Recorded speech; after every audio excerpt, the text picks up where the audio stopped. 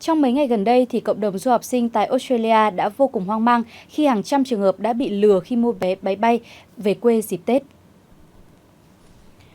Theo thống kê chưa đầy đủ của Hội du học sinh tại Australia, hiện có 157 người Việt tại đây bị lừa khi mua vé máy bay về quê dịp Tết, trong đó phần lớn trường hợp bị lừa là các du học sinh tại hai thành phố lớn là Sydney và Melbourne.